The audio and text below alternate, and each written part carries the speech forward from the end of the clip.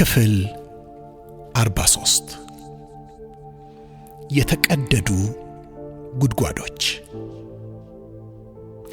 ሕዝቤ ሁለቱን ክፉ ነገሮች አድርገዋልና እኔን የሕይወት ውሃ ምንጭ ትተውኛል። የተቀደዱትንም ጉድጓዶች፣ ውሃ ይይዙም ዘንድ የማይችሉትን ጉድጓዶች ለራሳቸው ቆፍረዋል።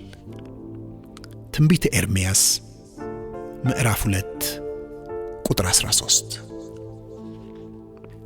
በጥንት ዘመን ድርቀት በሚያጠቃው በከነዓንና በፍልስጤም ምድር በአስተማማኝ ሁኔታ ውሃ ለማግኘት የማይደረግ ጥረት አልነበረም።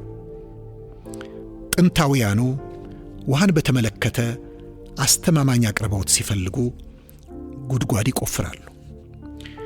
የጉድጓድ ውሃ ከተገኘ ታላቅ ደስታ ይሆናል። ለጉድጓዱም ስም ያወጡለታል። አካባቢውም በዚያው ስያሜ ይጠራል። በቅርብና በሩቅ ያሉም እየመጡ በዋጋ ይቀዳሉና የተገኘው ጉድጓድ ለባለቤቶቹ አስተማማኝ የብልጥግና ምንጭ ይሆናል። በነቢዩ በኤርምያስ ዘመን ግን አንድ አዲስ ቴክኖሎጂ የመጣ ይመስላል። የኖራ ድንጋይ ይሰረስሩና በስፋት ያጎደጉዱታል። ይህን የሚያደርጉት ውሃ እንዲያመነጭ ሳይሆን በዝናብ ወራት የሚወርደውን ውሃ አቁሮ እንዲያቆይላቸውና በሌላ ጊዜ መጠቀም እንዲያስችላቸው ነው። ሆኖም ይህ አዲስ ግኝት የራሱ ችግር ነበረው።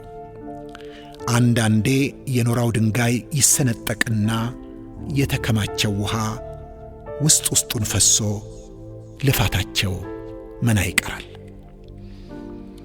እግዚአብሔር እርሱን በመተውና እንግዶች አማልክትን በማምለክ የፈጸሙትን የሕዝቡን እኩይ ተግባር ፍንትው አድርጎ ለማሳየት የውሃ ምንጭ ጉድጓድንና የኖራ ድንጋይ ውሃ ማቆሪያን ያነጻጽራል። እሱ ለሕዝቡ በራሱ ውሃ እንደሚያፈልቀው ከዓመት ዓመት እንደማይነጥፈው የውሃ ጉድጓድ ሆኖ ሳለ እነርሱ ግን እርሱን ትተው በራሳቸው ውሃ እንደሌላቸው ተሰንጥቀው እንደሚያፈሱ የኖራ ጉድጓዶች የሆኑትን አማልክት ለማምለክ እየደከሙ እንዳሉ ይነግራቸዋል። እግዚአብሔር ይህንን ተግባር ሕዝቤ ያደረጉት ሁለቱ ክፉ ነገሮች ብሎ ጠርቶታል።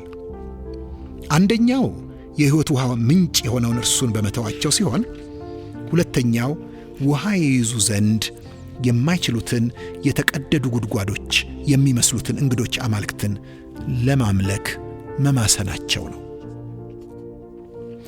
በምንኖርበት በዚህ በሰለጠነ ዓለም እግዚአብሔርን ትቶ ከወርቅ፣ ከብር፣ ከናስ ወይም ከእንጨት የተሠሩ ጣዖታትን ለማምለክ የሚፈተን ክርስቲያን አይኖር ይሆናል። ነገር ግን ዕለት ዕለት ልባችንን የሚያረዱ ጣዖታት በዙሪያችን ሞልተዋል።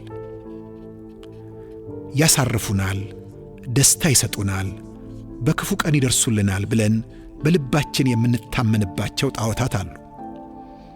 እነዚህን ጣዖታት ለመከተል እግዚአብሔርን መተው ግድ ይላል። ለሁለት ጌቶች መገዛት የሚቻለው የለምና።